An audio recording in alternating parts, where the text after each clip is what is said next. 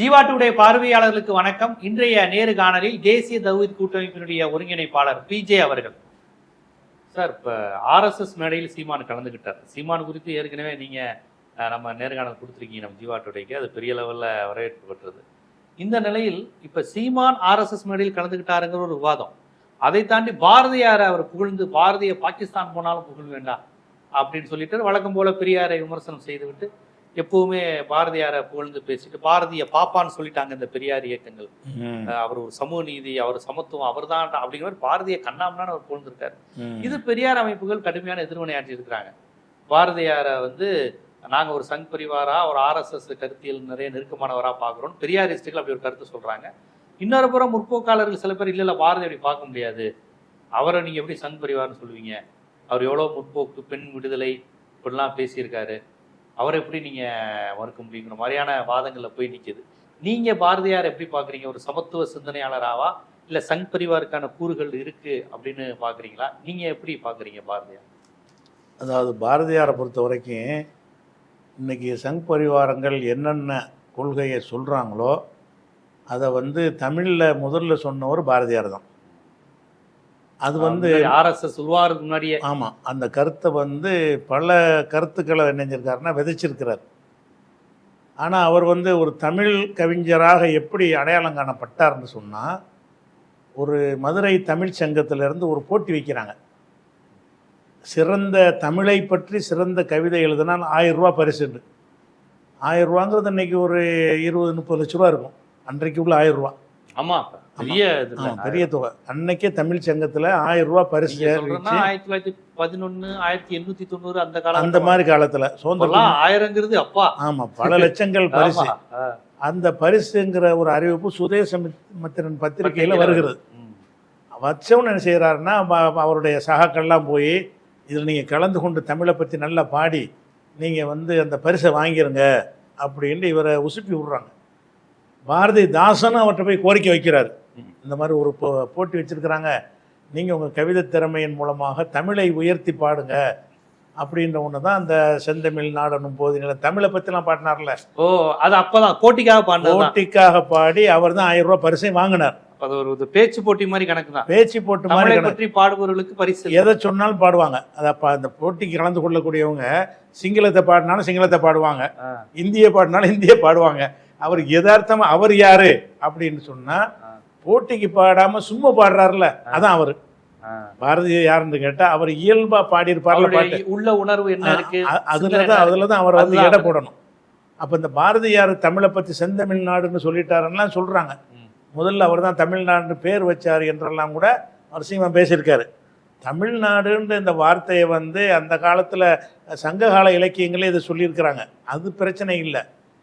இதுக்கு பெயராக சூட்டுவது தான் பிரச்சனை. அந்த வார்த்தையை சொல்வது தமிழ்நாடு நாடு ஆகணும், அந்த பேரை யூஸ் பண்ணணும்னு அவர் சொல்லலை.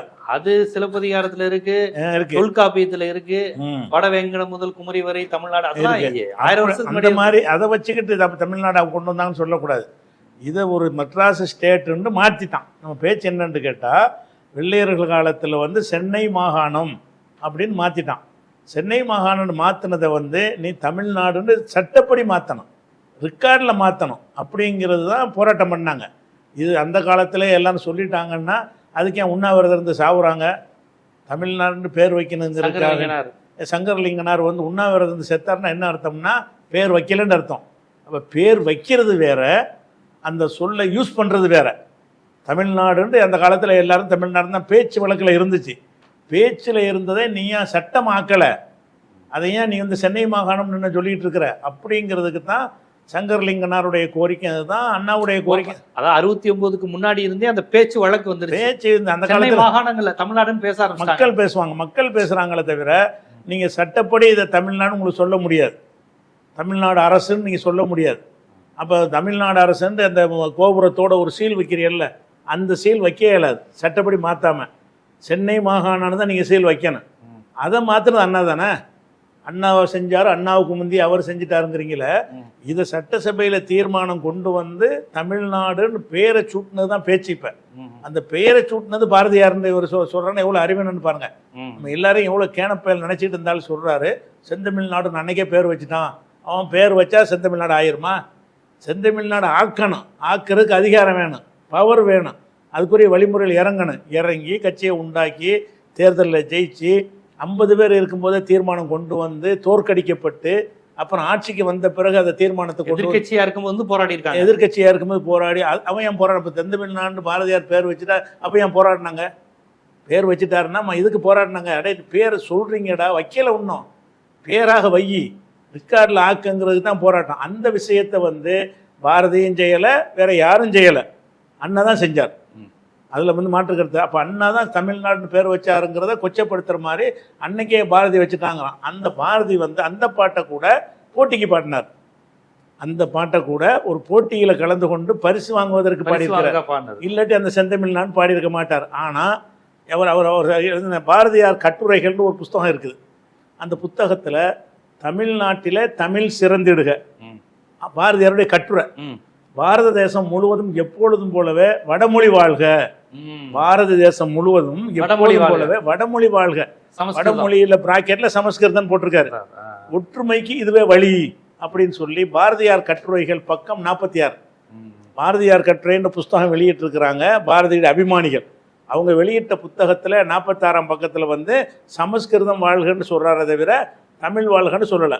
அதே மாதிரி வந்து அவர் அதை சொல்கிறார். எப்படி சொல்கிறாருன்னு கேட்டால், அதாவது நமது முன்னோர்களும் அவர்களை பின்பற்றி நாமும் புண்ணிய பாஷையாக கொண்டாடி வரும் சமஸ்கிருத பாஷை மிகவும் அற்புதமானது.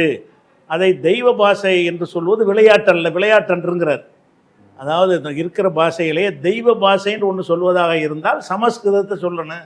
நமது முன்னோர்களும் அவர் ஆரியர்களை சொல்றாரு. ஆரியர்தான் சொல்றாரு. நமது முன்னோர்களும் அவர்களை பின்பற்றி நாமும் புண்ணிய பாஷையாக கொண்டாடி வர்றாங்களாம். புண்ணிய கொண்டாடினது வந்து சமஸ்கிருதத்தை தான், தமிழை கொண்டாடல.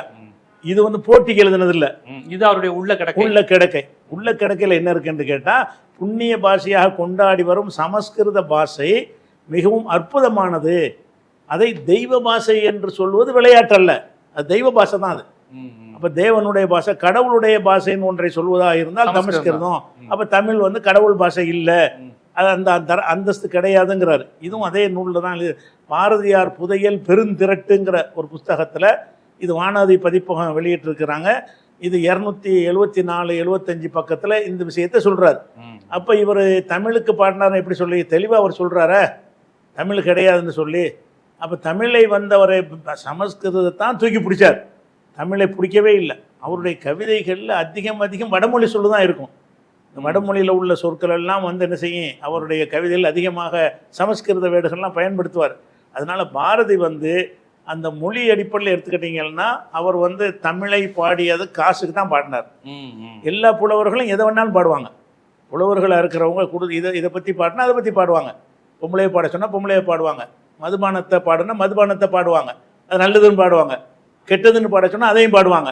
அப்ப புலவர்கள் சினிமாவில் பாடுறாங்கல்ல, பாட்டையும் அதே கவிஞன் தான் எழுதுறான்.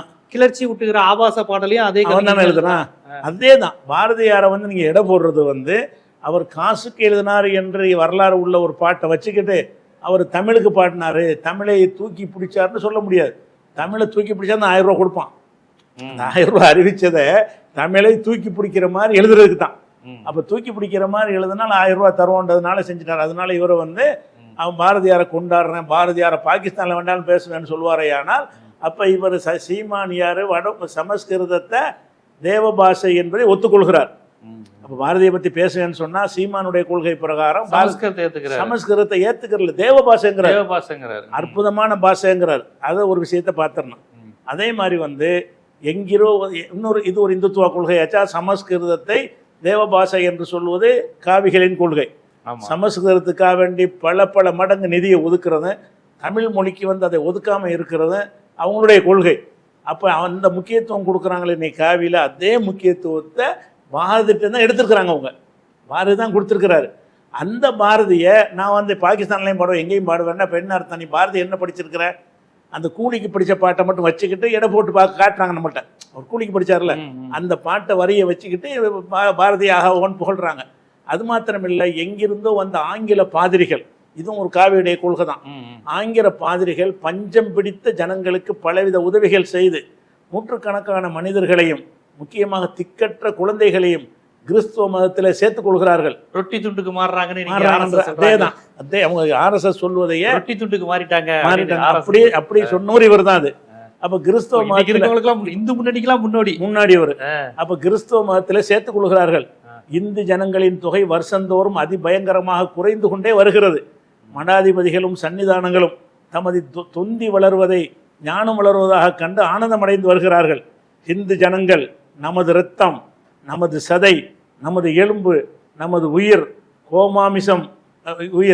கோமாமிசம் உண்ணாதபடி, பசுவுடைய இறைச்சி உண்ணாதபடி அவர்களை சுத்தப்படுத்தி அவர்களை நம் சமூகத்தில் சேர்த்து கர்வாபசை சொல்றாரு. தாய்மதம் திரும்புறது. அப்ப சமூகத்துல சேர்த்து அவர்களுக்கு கல்வியும் தர்மமும் தெய்வமும் கொடுத்து நாமே ஆதரிக்க வேண்டும். இல்லாவிட்டால் அவர்கள் எல்லோரும் நமக்கு பரிபூர்ண விரோதிகளாக மாறிவிடுவார்கள். நமக்குங்கிறார் யாருக்கு? காவிகளுக்கு தான் சொல்றாரு. நமக்கு. அப்ப இவர் என்ன செய்யறாருன்னு கேட்டா, கிறிஸ்தவர்கள் பிற்படுத்தப்பட்ட ஒடுக்கப்பட்டவர்களை மதம் மாறிடக்கூடாது, இழுத்துரு. அப்ப கிறிஸ்தவர்களை மதம் மாறினது அந்த உணவு ரொட்டிக்கு பண்ணாங்க, அப்படி பண்ணாங்கிறது ஒரு பக்கம் இருந்தாலும் இங்க உள்ள ஒடுக்குமுறையினால தானே மாறினாங்க. முக்கிய விஷயம் அந்த ஒடுக்குமுறையினால மாறுறாங்க. அப்படியே இருந்தா கூட இவர் என்ன செய்யறாருன்னு கேட்டா, இந்த காவிகள் சொல்ற மாதிரி அவங்க தாய் மதத்துக்கு திருப்புங்க, தாய் மதம் கொண்டு வாங்கங்கிறார். அப்ப தாய் மதம் கொண்டு வாங்கன்னு சொல்லுவது சீமானும் பேசி இருக்கிறார். ஆமா, ஒரு கேட்டதுக்கு நான் சைவ வைணவத்தை சொன்னேன், மாலியத்தை சொன்னேன் அப்படின்னு சொன்னார். அப்படி சொன்னாரு. ஆனா இது இங்க இருந்து எடுத்திருக்கிறார் பாரதியார்ட்ட இருந்து. எதனால பாரதியை கொண்டாடுறாரு சீமான்னு கேட்டா, பாரதியார் மாதிரியே அவர் சமஸ்கிருதத்துக்கு அடிமையா இருக்கிறார். பாரதியார் மாதிரியே இந்த சீமான் யாரு? கிறிஸ்துவர் தானே. சீமானுடைய உங்க அண்ணன் யாரு, உங்க குடும்பம் யாரு, உங்க பிள்ளைகள் யாரு? எல்லாம் யாக்கோபு தானே. அந்த வழியில வந்த ஆளுக்கு தானே. உங்களையும் தானே சேர்த்து சொல்றான். பாரதியாரு சீமானையும் சேர்த்தான் சொல்றாரு. நீ காசுக்கு மாறினங்கிறாரு. அடிப்படையான காரணம் உங்க அப்பா பாட்டெல்லாம் அதுக்கு தான் மாறி இருக்காங்கிறாரு. உன்னையும் செருப்பால் அடிக்கிற மாதிரி இந்த சீமானுக்கு மதத்தால் கிறிஸ்தவர் தானே. உன்னையும் செருப்பால் அடிக்கிற மாதிரி அவர் பாரதியார் பாடி இருக்கிறாரு. அவருடைய புகழை பாடுவேன்னா அப்ப நீ காசுக்கு மாறினியாப்ப? ஆங்கிலேயர்களுடைய இதுக்கு ஆசை வார்த்தையெல்லாம் நீ மாறி உங்க அப்பா மாட்டெல்லாம் மாறினாங்களா அப்படிங்கிற ஒரு கேள்வி கேட்கணும். இது எங்க இருக்குன்னா, பாரதியார் கட்டுரையில 334ஆம் பக்கத்தில் இந்த விஷயம் இருக்குது. அப்போ சமஸ்கிருதத்தை தூக்கி பிடிக்கிறாரு, எல்லாத்தையும் தாய் மதம் திரும்புகன்னு சொல்றாரு. அதே மாதிரி இப்போ RSS உடைய முக்கியமான ஒரு கொள்கை என்னன்னு கேட்டா, நீங்க முஸ்லீமா எந்த மதமா இருந்தாலும் சரி நீங்க இந்து தாங்கிறாங்க.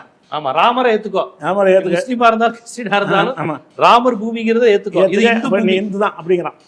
எல்லாரும் இந்து தாங்கிறத, நீ முஸ்லீமா இருந்தாலும் இந்து தான் சொன்னவர் பாரதி. இவர்களுக்கு வழிகாட்டி யாருன்னு கேட்டா, இது திராவிட கொள்கையா? இது என்ன சொல்றாரு? இந்தியாவில் உள்ள முசல்மான்களில், முசல்மான் அந்த காலத்தில் எழுதுவாங்க. இந்தியாவில் உள்ள முசல்மான்களில் பலர் இந்து சந்ததியர். அவர்களுடைய நெஞ்சில் இந்து ரத்தம் புடைக்கிறது. இங்கனமில்லாமல் வெறும் பட்டாணிய, அராபிய, பாரசீக, முகலாய சந்ததியாக இருப்போரும் இந்து தேசத்திலே 1000 வருஷங்களுக்கு மேலாக வாழ்வதால் இந்து ஜாதியாக கருதத்தக்கவர். இந்த ஊர்ல பிறந்தால் நீ இந்து தான். வெளிநாட்டிலேருந்து, அரபு நாட்டிலேருந்து வந்தா கூட நீ இந்து தான், இந்துவா கருதத்தக்கவர். எங்கனமெனில் ஜப்பானில் பிறந்தவன் ஜப்பானியன், சீனத்தில் பிறந்தவன் சீனன். இந்து தேசத்தில் பிறந்த, இந்து தேசமா இது? செக்குலர் தேசம். இந்து தேசத்தில் பிறந்தவன் இந்து. இந்தியா, இந்து, ஹிந்து மூன்றும் ஒரே சொல்லின் திரிபுகள்.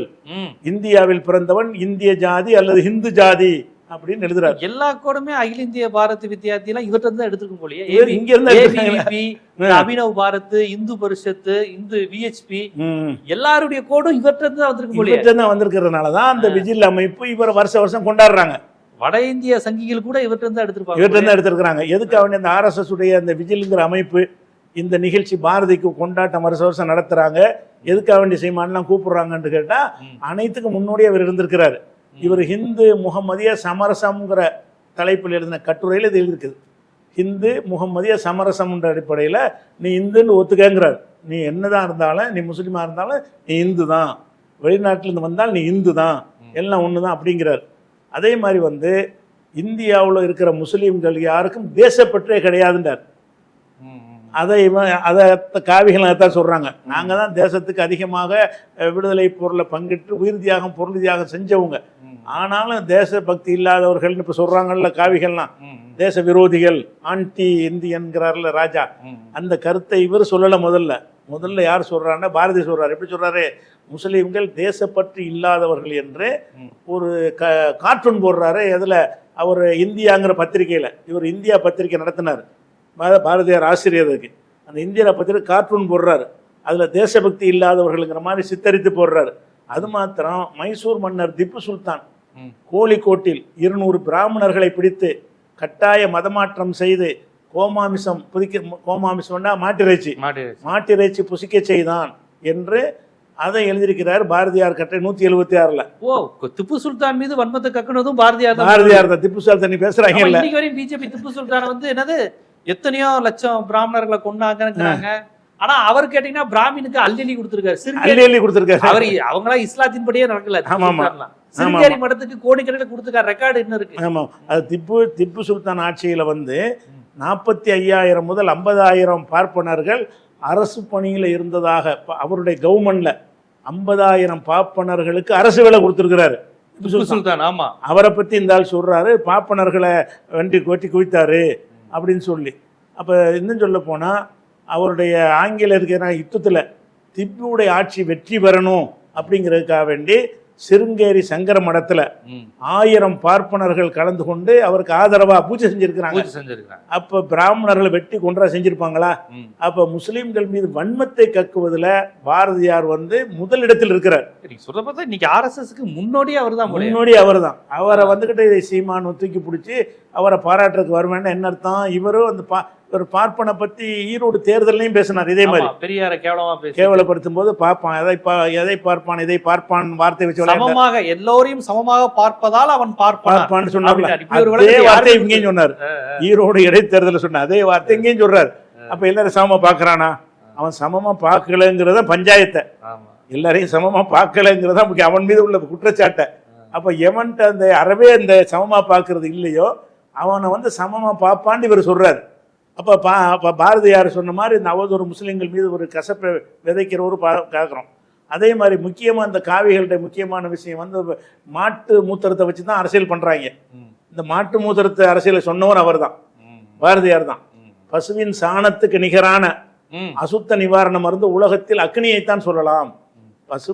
நெருப்பு வந்து பெரிய நிவாரணமா. அதுக்கு அடுத்து சொல்வதாக இருந்தா அக்னிங்கிறது ஆரியர்களுடைய கடவுள். ஆரியர்கள் வந்து சிலை வணக்கத்தை அவங்களுக்கு வந்து நெருப்பு தான். தமிழருக்கு தான் சிலை வணக்கம். ஆமா ஆமா, அங்க இருந்து வந்தவர்கள் வந்து நெருப்பு தான், குளிர் நெருப்பு தான். அப்ப அக்னியை வணங்குறாரு. அக்னிக்கு அடுத்து உள்ளது வந்து பசுவுடைய சாணம். பசுவுடைய சாணம் தான் அசுத்த நிவாரண மருந்து. வீட்டையும் யாகசாலையும் கோயிலையும் நாம் பசுவின் சாணத்தால் மெழுகி சுத்தப்படுத்துகிறோம். அதனை சாம்பலாக்கிய சாம்பலை விபூதி என்று ஜீவன் முக்தியாக வழங்குகிறோம். பசுமாடு பத்தினிக்கும் மாதாவுக்கும் சமானம். பசுமாடுங்கிறதே பத்தினி பெண்ணுக்கும் அம்மாவுக்கு சமம். இவரை எப்படி பகுத்தறிவாதிகள் மாட்டு சாணத்தை போய் ஒரு பெண்ணுக்கு அம்மாவுக்கு சமம்னா அது அந்த உயிருக்கு தெரியுமா? பாருங்க, அது சொல்ற அதன் சாணமே விபூதி, அதன் பால் அமிர்தம். வைத்தியரும் யோகியரும் பசுவின் பாலை அமிர்தம் என்கிறார்கள். வேதமும் அப்படியே தான் சொல்லுகிறது அப்படின்னு சொல்லி இந்த மாட்டினுடைய மலத்தையும் மாட்டினுடைய சிறுநீரையும் அவர் புகழ்ந்து விஞ்ஞானத்துக்கு எதிராக, அறிவியலுக்கு எதிராக புகழ்ந்து பேசின ஒரு பிற்போக்கான ஒரு நபராகவும் இருக்கிறாரு. குருட்டு நம்பிக்கையை வந்து வேதமும் சொல்லும் திணிக்கிறார். ஆனா அவர் ஒரு தமிழ் பற்றாளரா, சாதிக்கு எதிரானவரா, ஒரு மத சகிப்புத்தன்மையுடையவரா, இஸ்லாமியர்கள் பல முற்போக்காளர்கள் எல்லாருமே அவரை கொண்டாடுறாங்க. எல்லாருமே என்னன்னா கூலிக்கு பண்ண பாட்டுல நல்ல விஷயங்களை சொல்றாங்க. செந்தமிழ்நாடு, ஆமா, அந்த கூலி பாட்டு நல்ல நல்ல விஷயமா வரும். அதனால கூலிக்கு போட்ட பாட்டு எடுத்து வச்சு பார்த்தீங்களா என்ன அழகா சொல்லியிருக்கிறாரு. அது கொடுத்த காசுக்கு சொன்னாரு, அந்த காசு கொடுக்காதே சொல்லியிருக்க மாட்டாரு. இது அவருடைய யதார்த்தம். அது மாத்திரம் இல்லாம இந்த பசுவை மற்ற தெய்வமா மதிக்கிறாங்க சொல்றாருல, அப்படி மதிக்கிறதா உங்களுக்கு மரியாதைன்னு மற்ற மக்களை மிரட்டுறாரு. மிரட்டி எழுதியிருக்கிறார். பசுவை இந்துக்களாகிய நாங்கள் தெய்வமாக வணங்குவதால், இப்படி காவி சொல்றது அப்படி சொல்றான். பசுவை இந்துக்களாகிய நாங்கள் தெய்வமாக வணங்குவதால் நாங்கள் பெரும்பகுதியாக வாழ்வதும், மெஜாரிட்டியா இருக்கிறோமா, நாங்கள் பெரும்பகுதியாக வாழ்வதும் எங்களுடைய பூர்வீக சொத்தாகி இந்த தேசத்தில் அவங்களுக்கு தான் சொத்தான். இது இந்து ராஷ்டிரா தான். சொத்தில் பகிரங்கமாக பசுவின் கொலையை யாரும் செய்யாமல் இருப்பதே மரியாதையாகும். பசுவே உணவுக்காக கொள்றாங்க, சாப்பிட்றாங்க. அதை செய்யாம இருக்கிறதா மரியாதை, இல்லாட்டி மரியாதை இல்ல இதுல இது முஸ்லிம் கிறிஸ்தவர்களுக்கு மட்டும் இல்ல, இந்து மக்கள், இந்து மக்களுக்கே வரும். சமுதாய மக்கள், ஒடுக்கப்பட்ட மக்கள் வந்து அவங்க மாட்டு இறைச்சி காட்டு இறைச்சி எல்லாம் வாங்க முடியாது, அவங்க மாட்டு இறைச்சி சாப்பிடுற பழக்கமா வச்சிருக்காங்க. கண்டிப்பா தமிழ்நாட்டிலயும் சரி வட இந்தியாவிலயும் அது ஒரு குறிப்பிட்ட பிரிவினர் இருக்காங்க. அப்ப அவங்கள வந்து இவர் தன்னுடைய இனமா பார்க்கவே இல்லை. அப்படி செஞ்சீங்கன்னா மரியாதை கெட்டு போயிருங்கிறாரு. இது எங்க நாடு, எங்க விருப்பப்படி நடந்தா தான் உங்களுக்கு மரியாதை, இல்லன்னா மரியாதை இல்லைங்கிற. பீகார்ல மாட்டு இறைச்சி உண்ண தலித்துகளை தோல் உரிச்சாங்களே, ஆமா, அந்த ஒரு பசு குண்டர் அமைப்பா, பசு பாதுகாப்பு, அதெல்லாம் பாரதியாருடைய கருத்துக்கள். பாரதியார் கருத்து அது மாத்திரம் இல்லாம அந்த தாழ்த்தப்பட்ட மக்களுக்கு என்ன செய்யறாருன்னு கேட்டா ஒரு அறிவுரை சொல்றாரு. உங்களை எதுக்காக வேண்டிய தீண்டாம வச்சிருக்கணும் தெரியுமா, நீங்க மாடை திங்கிறதுனாலதான், அதை விட்டீங்கன்னா அது ஒளிஞ்சிருங்கிறார். எப்படி சொல்றாரு, தாழ்த்தப்பட்ட மக்கள் மீதான தீண்டாமை ஒழிய வேண்டுமானால் அவர்கள் தினமும் 3 முறை குளிக்க வேண்டும், பசுமா மிசம் உண்பதை நிறுத்தி கொள்ள வேண்டும் அப்படின்னு அவங்களுக்கு மிரட்டல் விடுறாரு. அப்ப பார்ப்பனர்கள் 3 முறை குளிப்பாங்கன்னு கன்ஃபார்மா தெரியுமா அவருக்கு? அவங்க குளிக்க தேவையில்லை, அவங்க குளிக்க சுத்தமானவர்கள். அப்ப ஒரு முஸ்லிமோ தலித்தோ தன்னை நிரூபிக்க 3 தடவை குளிக்கணும், 3 தடவை குளிக்கணும், பசுமா திங்க கூடாது, தன்னை நிரூபிச்சுக்கிட்டே இருக்கணும். இப்படிப்பட்ட ஒருத்தனை வந்து விஜில் அமைப்பு கொண்டாடுறான்னா அவனுடைய RSS கொண்டாடத்தான் செய்வான். RSS கொண்டாட வேண்டிய தலைவர் தான், கொண்டாட வேண்டிய தலைவர் தான், கண்டிப்பா கொண்டாட வேண்டிய தலைவர். இது சீமான் வந்து இந்த வேஷம் போட்டுட்டு இருந்திய இப்ப எல்லாம் கலைஞ்சு போச்சா? இந்த கருத்தெல்லாம் சீமான் உள்ளத்துல எப்பவுமே இருக்குது அவருக்கு. சில நேரங்கள்ல சில முஸ்லிம்களுடைய பிரச்சனை வரும்போது வாயத்தந்தா பேசுவார்ல, முஸ்லீம் சப்போர்ட் நினைச்சுக்கிறாங்க சில விஷயங்கள்.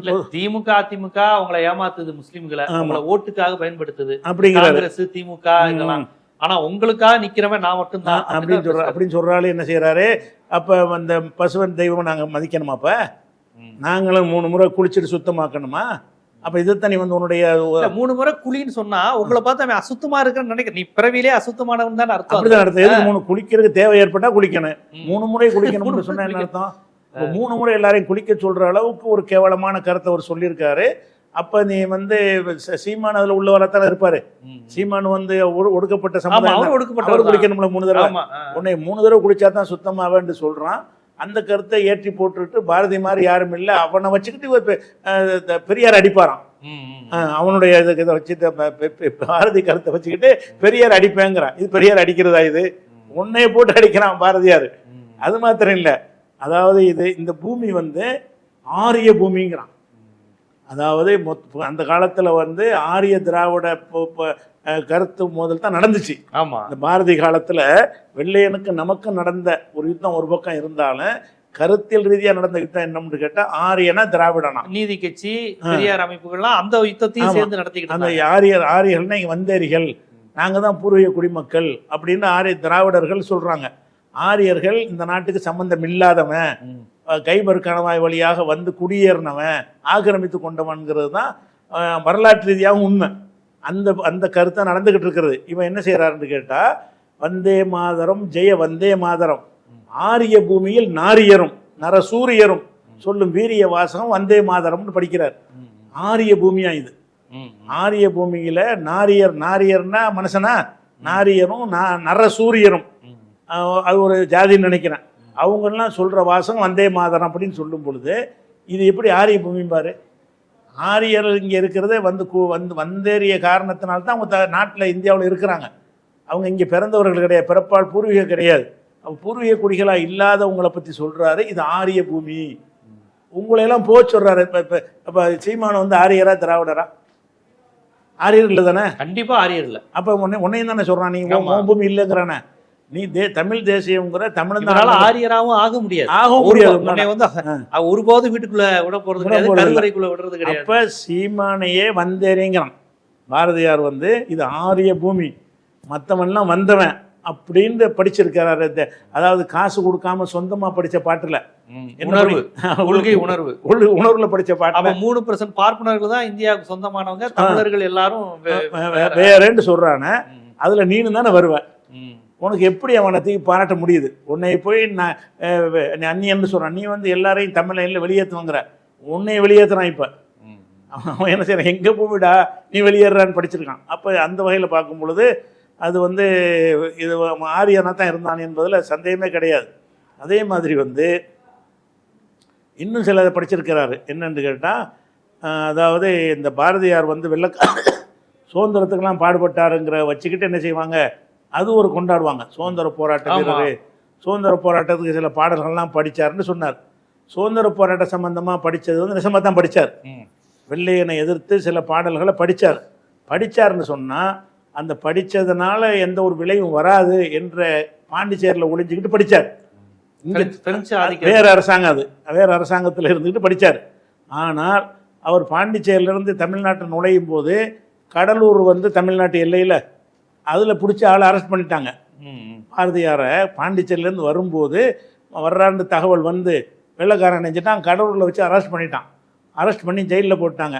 அப்போ ஜெயில் போட்ட உடனே ஆங்கிலத்தில் அந்த அந்த அதிகாரிக்கு என்ன செய்கிறாருன்னா வந்து, அதாவது பெண்ட்லண்ட் அந்த அதிகாரி பேர், அவர் தான் அந்த சிறையில் போடுவதற்கு உத்தரவிடக்கூடிய அதிகாரம் படைத்தவர். அவருக்கு ஒரு கடிதம் ஆங்கிலத்தில் எழுதுறார். ஆங்கிலத்தில் எழுதின அந்த கடிதம் அந்த அந்த புஸ்தகங்களில் இமேஜோடவே இருக்கு, என்கிட்ட இருக்கு அந்த கடிதம். அதனுடைய தமிழாக்கம் என்னன்னு கேட்டால், அதாவது மாட்சிமை தங்கி உங்களுக்கு அந்த பிறப்புக்கு எழுதுறாரு. மீண்டும் ஒரு முறை உறுதியளிக்கிறேன், அதாவது அரசியலின் அனைத்து வடிவங்களிலிருந்து விலகிவிட்டேன். பிரிட்டிஷ் அரசுக்கு விசுவாசமாகவும் சட்டத்தை மதிப்பவனாகவும் எப்போதும் இருப்பேன். அப்போ தேச விடுதலையெல்லாம் பாடுனதெல்லாம் கைதாகிறதுக்கு முந்தி கைவிட்டாச்சு. சவார்கர் மாதிரி கைது பண்ண உடனே என்னை விட்டுருங்க, வெளியே மட்டும் விட்டுருங்க, நான் இனிமேல் வாயே திறக்க மாட்டேங்கிறாரு.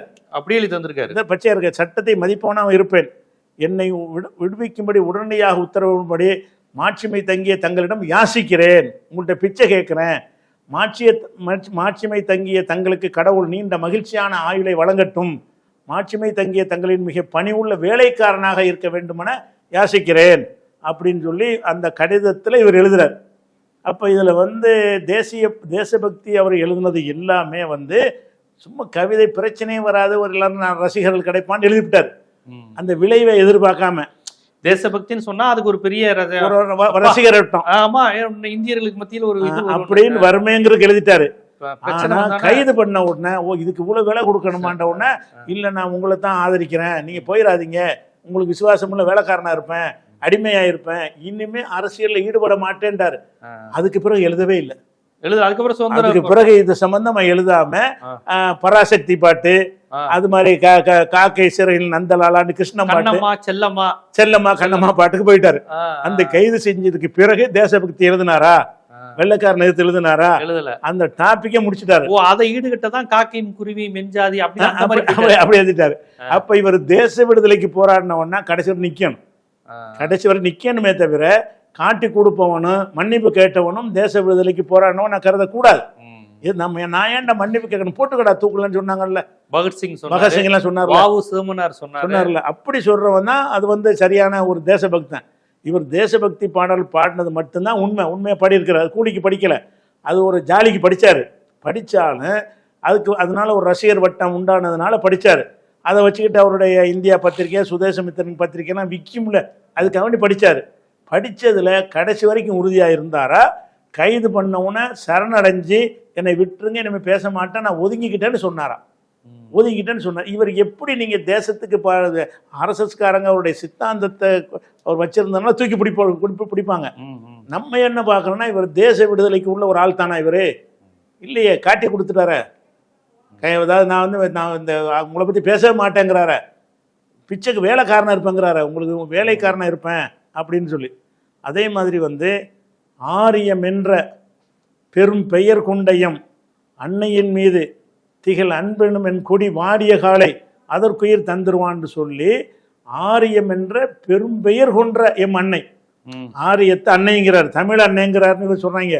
தமிழ் அன்னைன்னு சொன்னது கூலிக்கு, நெசமா சொன்னது என்னன்னு கேட்டா ஆரியம் தான் அன்னை. ஆரியம் என்கிற எங்க அன்னைன்னு நினைச்சிருக்காரு. அது ஒரு பாடலையும் பாடியிருக்கிறார்.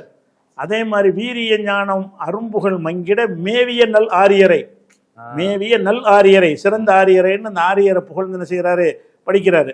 அதே மாதிரி அந்த வந்தே மாதரம் பாடல்ல வாழிய நல் ஆரிய தேவியின் மந்திரம், வந்தே மாதரம் ஆரிய தேவியான். அதாவது இந்த நாடு வந்து ஆரிய தேவி தான், நாட்டையே தெய்வமாக கருதுறதுங்கிறது அது ஒரு கூட்டம் இருக்கிறாங்க. இவர் என்ன கருதுறாருன்னா, இது ஆரிய தேவி, இந்தியாங்கிறது ஒரு ஆரிய தேவிங்கிறார். அப்ப அந்த ஆரியத்தினுடைய வாசல் அடிச்சிருக்கிறார். அதே மாதிரி வந்து ஆரியர் வாழ்ந்து வரும் அற்புத நாடென்பது போய் பூரியர்கள் வாழும் புலைத்தேசம் ஆயினது, ஆரியர்கள் வாழ்ந்த நாடு இந்த மாதிரி போயிடுச்சேன்னு சொல்லி ஆரியர்கிட்ட அந்த கைவசம் ஆரியர்கள்ட்ட ஆட்சினா இல்லாமல் போச்சுல. அந்த சுதந்திர இந்தியாவில் வந்து ஆரியர்கள் அல்லாத ஒரு ஆதிக்கம் இல்லாத ஒரு ஆட்சி உருவாகுது, அந்த வெள்ளைக்கார ஆட்சி உண்டாகுது. அப்போ என்ன கவலைப்படுறாருன்னு கேட்டால், நாடு அடிமையாச்சுன்னு கவலைப்படல, ஆரியன் கையில் இருந்தது போயிடுச்சே, எல்லாரும் அடக்கி ஆண்டுக்கிட்டு அடிமையாக வச்சுருந்தோமே, நம்ம அந்த உடன்கட்டை ஏற வச்சோமே, தெருவில் நடக்காதுன்னு சொன்னோமே, ஈயத்தை காய்ச்சி ஊற்றுனோமே, படிச்சா சூத்திரங்காதுல ஈயத்தை காய்ச்சி ஊற்றுன அதெல்லாம் போயிடுச்சேங்கிறார். அதாவது எல்லா சாதியும் சமமாகறாங்களே, எல்லாரையும் படிக்க வைக்கிறாங்களே அப்படின்னு அதெல்லாம் போயிடுச்சான். ஆரியர் வாழ்ந்து வரும் அற்புத நாடு என்பது போய் பூரியர்கள் வாழும் புலைத்தேசம் ஆயினதன்னு படிக்கிறார். அப்போ ஆரியர்கள் வாழ்ந்த அற்புத நாடுங்கிற இப்போ இல்லை. அவங்க தான் எது அற்புத நாடுங்கிறாரு, ஆரியர்கள் அந்த தெருக்கு நீ வராத, இந்த தெருக்கு ஞாபகம் வராத, அந்த குளத்துல தண்ணி எடுக்காத, உன் பணத்தை கொண்டு போகாத, வேற சுடுகாடு வச்சிக்க, நீ வந்து சேரியில் தனியாக போய் வசி அப்படின்னு, அதாவது மார்பகத்தை மூடாத, திறந்து காட்டு என்றெல்லாம் சொன்னது. மார்பகத்துக்கு வரி வரி, அதுக்கு வரி. இது அற்புத நாடா? அப்போ ஆரியர் வாழ்ந்த அற்புத நாடுங்கிறது போயிடுச்சேன்னு கதறாரு. அப்போ தேசம் அடிமையானதை பற்றி அவர் கவலை இல்லை, அந்த ஆரிய ஆதிக்கம் போனதுதான் கவலை அவருக்கு.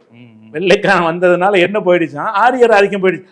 நிறைய ஒழிச்சான்ல, வெள்ளைக்காரன் வராட்டி இன்னைக்கு உடன்கட்டை இருக்குமே. ஆமா, குழந்தை திருமணம் இருக்கும், குழந்தை திருமணம் இருக்கு, விதவை மறுமணம் இருக்கும், தீண்டாமை கூட இருக்குமே. தீண்டாமை சட்டப்படி தப்புண்டான்ல அவன், அது மாதிரிலாம் இருக்குது. அதனால வந்து இவரை வந்து புகழ்ந்து சொல்ற அளவுக்கு என்ன இல்லை, ஒண்ணுமே இல்லை. ஆரியராக தான் இருந்தாரு. அதுல வந்து தேச விடுதலை வீரராகவும் இருக்கவே இல்லை அவர். ஆனா இவர் தீண்டாமை கொடுமை கண்டு வெகுண்டு இருந்தாருங்கிற மாதிரி எல்லாரும் மேடையில பேசுறாங்களே. தீண்டாமைக்கு எதிராக தாழ்த்தப்பட்ட மக்களுக்கு பூணல் போட்டாரு ஒரு ஒடுக்கப்பட்டவருக்கு. பாருங்க, ஒரு ஐயரா பிறந்துட்டு ஒரு ஒடுக்கப்பட்டவருக்கு பூணல் போட்டிருக்காருன்னு எல்லாரும் பெருமையா பேசுறாங்களே. சரி, ஒரு ஐயரா இருந்து ஒரு பூணல் போட்டாருங்கிறது நீங்க எழுதி வச்ச வரலாறு, நெசமா இருக்கலாம், பொய்யா இருக்கலாம். அதனால ஒளிஞ்சிருமா? ஒரே ஒரு ஆளுக்கு பூணல் டிராமா தானே இது. ஒரு ஆளுக்கு நீ கணக்கு காமிக்கிறதா பூணல் போட்ட நீ வந்து அவனை கற்பகிரகத்துக்கு கூட்டிட்டு போனியா? பூணூல் போடலாம். நீ எந்த இடத்துக்கு அவன் போராடான்னு அந்த இடத்துக்கு கூட்டிட்டு போவியா? அந்த சாமி கிட்டத்துல நின்று பாக்குறதுக்கு நீ அனுமதி கொடுப்பியா? அதை செஞ்சார் அவரு. அதை பெரியார் தான் செஞ்சாரு, கூட்டிகிட்டு போனார மக்களை வைக்க நினைச்சாரு, கோயிலுக்கு கூட்டிட்டு போனாரு. அதுக்காக சிறை தண்டனை அனுபவிச்சாரு. கூட்டிகிட்டு போனவன் சிறந்தவனா? பூணூலை போட்டு விடுற, நூலை போட்டு விடுறதுல அவனுக்கு என்ன போட்டுட்டு போடான்னு விட்டுருவாங்க. அவங்களுக்கு என்னது? இன்னைக்கு வரையும் அதை சொல்லிட்டு இருக்காங்க. அந்த பூணூலை போட்டவனே அங்கீகரிச்சியா? பூணூல் போட்டோன்னா அவன் பிராமணன் நீ ஒத்துக்கிட்டியா? அவன் பிராமணன் ஆயிட்டான் நீ சொல்லுவியா? பிராமண வீட்டுல பொண்ணு கொடுப்பியா? அது சும்மா டிராமாவுக்கு ஒரு போராடுறத தவிர அவனை கொண்டு போய் வழிபாட்டு தலத்துல இவர் நிப்பாட்டினாரா? பெரியார் நிப்பாட்டினாரா? பெரியார் நிப்பாட்டி அதுக்காக போராடினாரா? இன்னைக்கு வரைக்கும் அனைத்து ஜாதியும் அர்ச்சகராகலாம்ங்கிறது இன்னைக்கு பெரியார் கொளுத்தி போட்ட நெருப்பு தானே புகஞ்சிக்கிட்டு இருக்கு இன்னைக்கு வரைக்கும். அனைத்து ஜாதியும் அர்ச்சகராகணுங்கிறது. அப்ப அனைத்து ஜாதியும் அர்ச்சகராகணுங்கிற அளவுக்கு நீ கிட்ட நிப்பாட்டுறது கேட்கிற அர்ச்சகராக சொல்றாரு. அர்ச்சகராக சொன்னது வந்து ஒரு உயர்ந்த ஒரு அவனும் இந்துன்னா அப்ப அவனுக்கு அந்த உரிமை ஒன்று இல்ல, முஸ்லிம்கோ கிறிஸ்டினுக்கோ கேட்கல, அவரு கேட்கிறாரு. அப்படி கேட்கிறாரு. அதனால வந்து மகா டேஞ்சரான ஒரு ஆள் தான் யாரு, இவரு நம்ம இவரு பாரதியார். என்னன்னா ஆரியர் வாழ்வினை ஆதரிப்போனே, அவர் கடவுள்கிட்ட பேசுறாரு. ஆரியர் வாழ்வினை ஆதரிப்போனே, ஆரியனையும் நீ அறம் மறந்தாயோ, வீரசிகாமணி வீரசிகாமணின்னா அவர் கிருஷ்ணரை சொல்றாரு. நீ தான் ஆரியர் கோணி, ஆரியருக்க தலைவன் கிருஷ்ணன் தாங்கிறாரு. அது கிருஷ்ணரையும் ஆரியர்ல சேர்த்து போடுறாரு. அந்த மாதிரி என்ன செய்யறாருன்னா, இந்தியா பத்திரிகையில் அவரே நினைஞ்சிருக்காரு, கிருஷ்ண ஸ்தோத்திரம்ங்கிற தலைப்புல புகழ்ந்து எழுதியிருக்கிறாரு. ஆக தமிழ்நாட்டுடைய சிறப்பை பத்தி படிச்சது கூலிக்கு, தேசபக்தி பாடினது கைது செய்யறதுக்கு முன்னாடி, அது வாபஸ் வாங்கிட்டாரு. தேசம் என்ன எக்கடை கெட்டு போட்டு நான் வந்து வெள்ளக்காரனுக்கு அடிமைன்ட்டாரு, அதுவும் பொய்யா போச்சு. அதே மாதிரி வந்து அந்த இந்துத்துவாவுடைய எல்லா கொள்கைகளையும், சமஸ்கிருதம் மேலானது, அனைவரும் இந்துக்கள், மாட்டிறை சாப்பிட்டாரு மரியாதை போயிடும், இது எல்லாமே என்னன்னு கேட்டா இன்றைக்கு வந்து மோகன் பகவத் சொல்ற அதே விஷயத்த பாரதி சொல்லியிருக்கிறார், கவிதையில சொல்லியிருக்கிறார். அந்த தமிழை அதுக்கு பயன்படுத்தியிருக்கிறார். தமிழை வந்து கெட்டதுக்கு பயன்படுத்தினவர். அதனால இவரை புகழ்ந்துகிட்டு சீமான் பாடுறதுலாம், சீமான் வந்து அவரே அந்த காவிட்ட விலை போன ஒரு ஆள் தான். அது ஈரோடு இடைத்தேர்தல் தெரிஞ்ச விஷயம். நேரடியா பார்ப்பனர்கள் செய்யாம சீமான் மாதிரி நபர்களை வைத்து பயன்படுத்தி செஞ்சுக்கிறாங்க. ஏன்னு கேட்டா அவர் வந்து இப்போ முதல்ல ஈரோடு இடைத்தேர்தலில் இந்த பாப்பானெல்லாம் ஆதரவா பேசினார். இந்த பாப்பானுக்கு சர்டிபிகேட்லாம் கொடுத்தாருல, கொடுத்ததுக்கு பிறகு அவர்கிட்ட இருந்த கொஞ்சம் பேர் வந்து விலகி இந்த விஜய் பக்கம், அந்த திமுக பிடிக்காதவங்க இருப்பாங்க, அப்படி போக ஆரம்பிச்சாங்க. ஆரம்பிச்சோன்னு என்ன பண்ணுறாருன்னா, ஆகா அந்த ஆரியத்தை பிராமணர்களை எதிர்ப்பாக நம்ம கொண்டு போனால் தான், ஏன்னா விஜய் வந்து பெரியாரை வச்சிருக்கேங்கிறாரு, பெரியார் படத்தெல்லாம் போட்டிருக்கிறாரு. நம்ம இப்படி செஞ்சோம்னா நம்ம வந்து விஜய்க்கும் பெரியாருக்கும் தொடர்பு கிடையாது, இல்ல ஏதோ ஒரு போட்டிருக்காரு, படத்தை போட்டிருக்காரு. அப்படின்னு நினைச்சு என்ன செய்யறாருன்னு கேட்டா, இனி பெரியாரை பத்தி ஏசக்கூடாதுன்னு சொல்லிட்டு விஜயை போட்டு திட்டிட்டு இருந்தாரு. அதுவும் ஒர்க் அவுட் ஆகல. என்னதை போய் திட்டினாலும் அந்த ரசிகர்கள் வந்து ரசிகராக தான் இருந்துகிட்டு இருக்கிறான். அப்போ நம்ம பழையபடி என்ன செய்வோம், இந்த ஒரு பேட்டன் எடுப்போம், விஜயை விட நான் தான் உங்களுக்கு நெருக்கமான ஆளுன்னு காட்டுவோம், விஜய் வச்சு ஓட்ட பிரிக்க நினைக்கல, என்னை வச்சு நீ பிரிக்கலாம், நான் ஓ ஆளு தான் அப்படின்னு சொல்லி செய்கிறான். அது எல்லா காவிகளுடைய ஊடகங்களை பார்த்தீங்கன்னா இவர் செஞ்சதை ஒரு புரட்சி மாதிரி அந்த பிராமணர்கள் சம்பந்தமாக பேசுனது புறத்தையும் ஆதரித்து என்ன செய்கிறாங்க, பதிவுகள் போடுறாங்க. அதனால இவர் சீமான் வந்து கலந்து கொண்டது வந்து ஆச்சரியப்படுறது இல்லை. அவர் அந்த காவிக்கு உள்ள ஒரு என்ன எடுத்தெடுப்புல அன்னைக்கு தூக்கத்தில் அது அறிமுகமாகும் போது மோடியோட ஆட்சியை புகழ்ந்து தான் அரசியலுக்கு வர்றாரு. ஃபர்ஸ்ட் மோடி எப்படிப்பட்டவர் தெரியுமா, குஜராத் முதல்வராக இருக்கும்போது பல லட்சம் கோடிகளை அரசு உலக வங்கியில் டெபாசிட் பண்ணவர் மோடின்லாம் பேசினால்தான் தான். இவர் பக்கா வந்து மோடியுடைய ஆள் தான். என்ன பேச்சுவார்த்தை நடத்திட்டு இருக்கிறாங்க, என்னை கூப்பிடுறாங்க, மந்திரி பதவி தரேன்னு கூப்பிட்டாங்கலாம் சொன்னார். அப்போ அவங்களோட ஒரு கான்டாக்டில் இருந்துக்கிட்டே இருக்கிறாரு. சிலர் எந்த நேரத்தில் எந்த வேஷம் போடணும்னு பார்த்து பார்த்து என்ன செய்வார், போடுவார். ஒவ்வொரு வேஷம் போடும்போது ஒவ்வொரு பேசிக்கான மக்கள் வெளியேறிட்டே இருக்கிறாங்க, அவ்வளோதான். இப்போ கொஞ்சம் பேர் என்ன செய்வாங்க, இந்த முஸ்லிம்கள்லேயே நிறைய பேர் பாரதியார் மீது மயக்கமா இருக்காங்க. ஏன்னா இதெல்லாம் தெரியாதுல்ல, அவர் ஏதோ பாரதிய ஜனதா சொல்லணும். அதுக்கு வந்துங்க இந்த திராவிட ஆட்சிகளும் ஒரு காரணம். பாரதியாரை புகழ்ந்து பேச அவங்க பாட புஸ்தகத்தில் இதுக்கு விருப்பத்தை எழுதுன பாட புஸ்தகத்துல பாரதியார் கவி வேற, திராவிடர் கழகம், திராவிட விடுதலை கழகம், தந்தை பெரியார், அந்த ஓட்டு அரசியல் இல்லாத பெரியாரிஸ்டுகள் பாரதியாரை விமர்சனம் பண்ணிட்டு தான் இருக்கிறாங்க. ஆட்சிக்கு வந்தவங்கள சொல்றேன், மற்ற ஓட்டு அரசியல் திராவிட கட்சியில் எல்லோருமே பாரதியாரை வந்து பாரதிதாசனை விட, திராவிட கவிஞர் பாரதிதாசனை விட பாரதியாரை புகழ்ந்து ஓடி விளையாடு பாப்பான்னு பெரிய பெரிய தத்துவமா ஓடி விளையாடு பாப்பாங்கிறது வேற ஒரு கவிஞரை விட்டு நாமக்கல் கவிஞரை கொடுத்தா எழுதி தந்துட்டு போறாரு. அப்படி ஏதாவது போட்டு செய்யறதை விட்டுவிட்டு பாரதியார் பாடல் குழந்தைகளை ஓடி விளையாடுன்னு சொல்றது பெரிய பேரம் பேத்திய வந்து ஒரு இடத்துல உட்காரு சோம்பேறியான சொல்ல போறீங்க, ஓடு விளையாடு போ அப்படிதானே சொல்லுவீங்க. இதை வந்து பாரதியார் பாட்டுன்னு போட்டு விடணும், மக்கள்கிட்ட சின்ன பிள்ளையில ஏத்திடுறாங்க. பாரதியார் தான் எல்லாம். இதை செஞ்சது யாருன்னா திராவிட அரசியல்வாதிகள். பாடப்புத்தகத்துல ஏத்திருக்க கூடாது.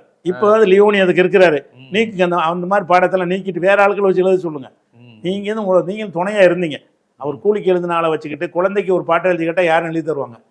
குழந்தைகளுக்கு தகுந்த மாதிரி ஒரு பாட்டு எழுதுன்னு கேட்டோம்னா அது கூலிக்கு எழுதுறது தான். அது அந்த மாதிரி எழுதி கேட்க திராவிட உணர்வு கொண்ட கவிஞர்கள் இருக்கிறாங்க, ராவண காவியம் எழுதின குழந்தை இருக்கிறாரு, எவ்வளவு பேர் இருந்தாங்க. அதனால அது ஒரு முக்கியமான சீமானை தோலுரிப்பது என்பதை விட சீமான் சொல்ற பாரதியாரே யாருன்னு நான் சொல்றேன் பாரு, சீமானாக இது பண்றது பாரதியாரே அமலப்படுத்த வேண்டிய ஒருவர் தான் அப்படிங்கிற செய்தியை சொல்லியிருக்கீங்க. அது மட்டும் இல்ல, அவர் தந்தையர் நாடு என்னும் போதி நிலையெல்லாம் சொல்லியிருக்காரு. ஏன்னா பொதுவா வந்து நிலத்தை தாயோட சொல்றது தமிழர்களுடைய பண்பாடு, நிலம் காவிரி, நிலம் வரி. ஆனா அவர் ஆரியர்கள் பிராமணர்கள் வந்து தந்தை தான் சொல்லுவாங்க. தந்தையர் நாடு என்னும் போதினிலே புது சக்தி பிறக்குது அப்படிங்கிற மாதிரி. அதுல இந்த சிந்து நதியின் பாட்டுல கூட தெலுங்கத்தான் சுந்தர தெலுங்கு பாரு, சுந்தர் அழகான தெலுங்கு. தமிழ் தான் அழகானது, யாமறிந்த மொழிகள் இல்லைன்னு காசுக்கு படிச்சிடுறாரு. ஆனா அவர் இயல்பா படிக்கும் போது சிந்து நதியில வந்து சுந்தர தெலுங்கினில் பாட்டி செய்து சமஸ்கிருதத்தோட நெருக்கமா இருக்கிறனால அது அழகான தெலுங்கா, அவர் சுந்தர் தமிழ் இல்லையா? அப்ப அது மட்டும் இல்லாம சிங்கள தீவுங்குவார் இலங்கைய, சிங்கள தீவும் பாரு, ஈழ தமிழர்கள் இருக்கிறதெல்லாம் கிடையாது, சிங்கள தீவு. அப்ப தமிழனுக்கு உள்ளேங்கிறாரு, அது அகண்ட பாரதம் மாதிரி அகண்ட சிங்களம் அப்படிங்கிற. எந்த விதத்திலயும் தமிழ் உணர்வு. தமிழுக்கு என்ன அந்த பாட்டுல படிச்சிருக்காருன்னா, காவிரி வெத்தில சேலத்து மாம்பழம் படிச்சிருக்காரு. குழந்தை வெற்றிலை மாற்று கொள்வோம், காவிரி வெற்றிலைக்கு மாறு கொள்வோம் அப்படிங்கிறாரு. சேலத்து மாம்பழத்தை பரிசீலிப்போன்னு நம்ம நாட்டுல கிடைக்கிற பொருளை பேசியிருக்காரு, தவிர மொழியே பேசல, நாட்டை பேசல. மொழி பேசும்போது தெலுங்கு தான் பேசுறாரு. அதனால வந்து இவங்க தவறான சித்திரத்தில் பண்றாங்க. திராவிட ஆட்சிக்கு வந்தவர்களும் இது முக்கிய காரணம். கண்டிப்பா இனிமே வரவங்க அதை சீர்தூக்கி பார்ப்பாங்கன்னு நினைக்கிறேன். ஏன்னா இப்ப திராவிட இயக்க குறித்து இளைஞர்கள்ட்ட போகணும், நிறைய மாநாடுகள் கருத்தரங்குகள் நடக்கிறதுனால இந்த மாதிரியான கருத்துக்களும் மக்கள்கிட்ட போய் சேரும்னு நினைக்கிறேன். இதை பெரியாரிஸ்டுகள் மட்டுமே சொல்லி வந்த இந்த வேளையில் நீங்க உங்களை போன்றவர்கள் இப்ப இதை பேச ஆரம்பிச்சிருக்கீங்க. பொதுவா மதம், மார்க்கம், தத்துவம் இது குறித்து நீங்க நிறைய பேசிருக்கீங்க. அது குறித்து அரசியலாவும் பேசுவீங்க. இந்த அரசியல் எப்படி பாக்கணும், பிஜேபி எதிர்ப்புங்கிறது அரசியல் தானே, அது ஒண்ணும் முஸ்லிம் குரான் கருத்து கிடையாதுல. பாஜக எதிர்ப்புன்னு பேசும்போது நீங்க அரசியல்வாதியா தான் பேசுறீங்க. அதுல ஒண்ணு மார்க்கத்துல பிஜேபின்னு ஒண்ணு வரும்ல, நீங்க பேசல. இருந்தாலும் இந்த அரசியலை உங்களை போன்றவர்கள் பேசியிருப்பதுங்கிறது ரொம்ப ஒரு ஆரோக்கியமான விஷயமா பாக்குறேன். ஏன்னா பெரியாரிஸ்டுகள் மட்டுமே பேசினாங்க. ஏன்னா பெரியாரிஸ்டுகளுக்கு பிராமணனை பிடிக்காது, அதனால பார்ப்பனரான அவரை எதிர்க்கிறாங்கன்னு தான் சீமான் உட்பட சொல்றாங்க. ஆனா உங்களை போன்றவர்கள் இப்ப இந்த அரசியலை பேச ஆரம்பித்திருப்பது, உண்மை எடுத்துரைப்பதுங்கிறது இது உண்மையிலே அந்த பாரதி குறித்த திறனாய்வில் ஒரு அடுத்த கட்டமா அமையும் அப்படின்னு தான் நான் பாக்குறேன். மிக்க நன்றி.